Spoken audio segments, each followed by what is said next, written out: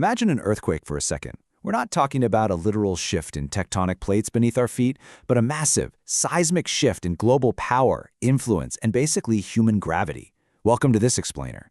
Today, we're diving deep into what is arguably the most consequential geopolitical narrative of our entire lifetime, the intensifying, high-stakes rivalry between the United States and China. We're going to unpack the forces driving these two colossal titans, break down the really complex strategies at play behind the scenes, and figure out what all of this actually means for the rest of the globe. So let's just jump right in and confront the elephant in the room here. Are we inevitably marching toward a catastrophic superpower conflict? For decades, the global order has felt relatively stable. But today, you can literally feel the anxiety radiating from capital to capital. Are we watching the dawn of a new Cold War? Or is this perhaps something even more profound? Well, to answer that, we first have to grasp the sheer staggering scale of the shift that's taking place right now. 3.5 billion. Just let that sink in for a second. That is the combined population of China, India, and the nations of Southeast Asia. We're talking about nearly 40% of the entire human race. So this isn't merely some political spat between two administrations in Washington and Beijing. No way.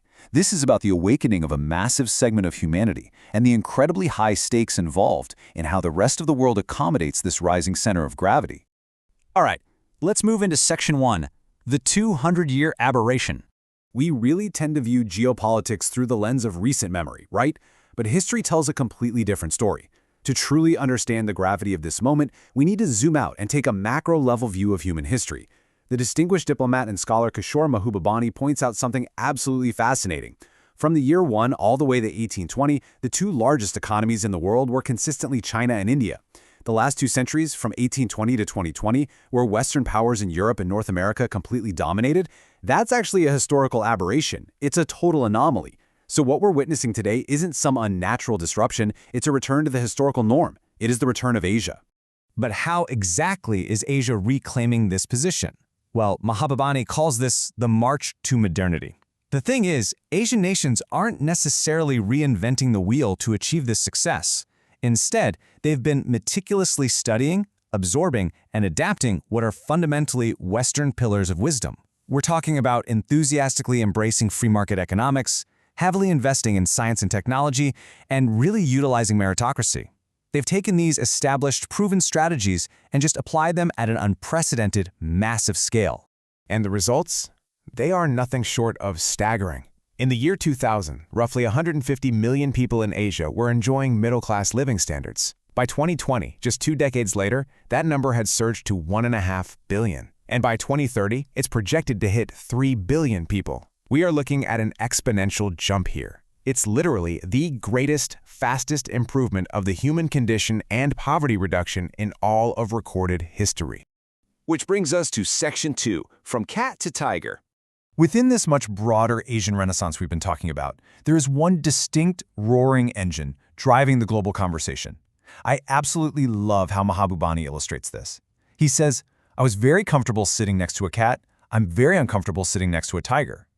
Over just a few short decades, China has transformed from a relatively poor, agrarian society into a formidable global powerhouse.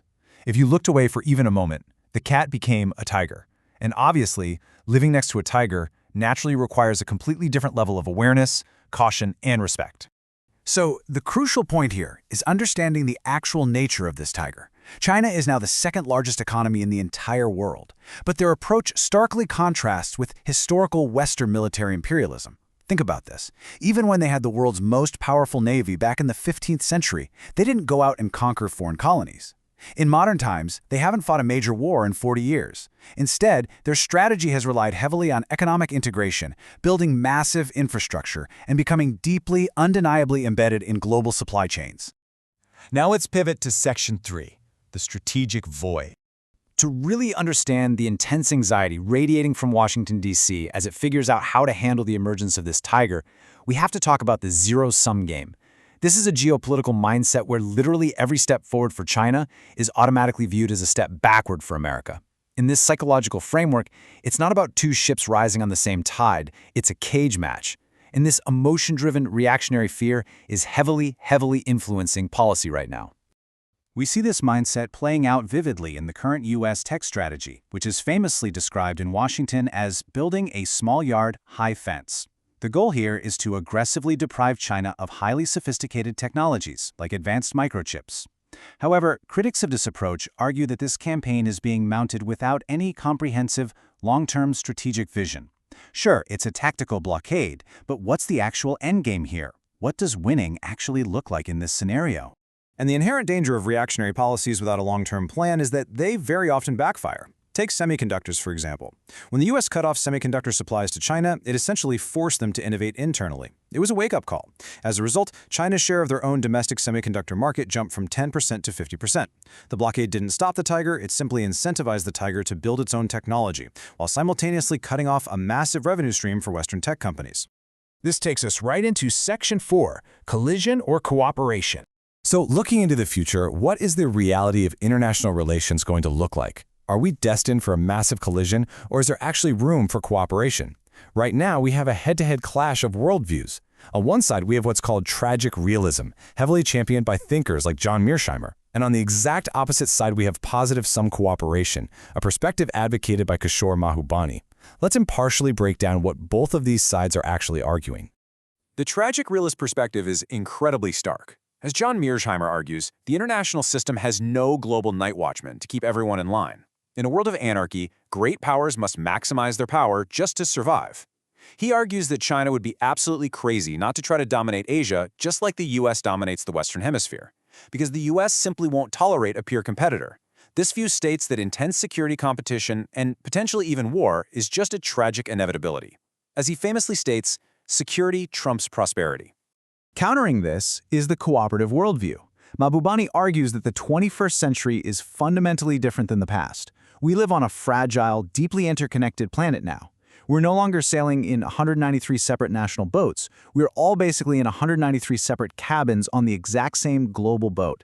With huge existential threats like climate change looming over us, he argues that economics is never a zero-sum game.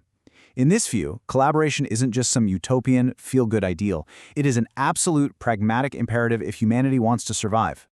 Finally, let's explore Section 5, the delicate Ming vase. But what happens to everyone else? What about the regions caught right in the middle of this massive tug-of-war? There is a brilliant ancient Sri Lankan proverb that sums us up perfectly. When elephants fight, the grass suffers. It's a vivid, kind of unsettling analogy, isn't it? Two massive superpowers thrashing around in a geopolitical contest will inevitably crush the smaller nations right beneath them, completely regardless of who actually wins the fight. Right now, that grass is ASEAN, the Association of South Asian Nations. Mahbubani compares ASEAN to a highly delicate Ming vase. It's a remarkably successful yet inherently weak regional organization. But here's the catch. Its very weakness makes it a vital, neutral geopolitical platform for the world to meet on. But if the US and China aren't incredibly careful, if they force this region into a brutal geopolitical contest and make them choose sides, they could easily shatter this entire fragile ecosystem. Because the squeeze on ASEAN right now is just immense. These nations are deeply, fundamentally tied to a rising China economically, which makes sense since it's right in their immediate geographic neighborhood. Yet, historically and strategically, many of them are heavily tied to the United States. Their ultimate goal? They desperately want to be friends with both, and they want to avoid picking sides at absolutely all costs. But as tensions continue to escalate, particularly in highly contested waters like the South China Sea, maintaining that perfect neutral balance is becoming harder and harder every single day. Which brings us to a lingering, provocative thought for you to take away today. If the last 200 years of Western dominance was truly just a brief aberration in the grand, epic sweep of human history, are we actually prepared for the world that naturally follows? Whether it unfolds through a tragic collision or through positive-sum cooperation, the Asian 21st century is already here. The tiger is awake. The only question left is how the rest of the world chooses to live alongside it. Thank you so much for joining us on this explainer. Take this question with you and keep exploring.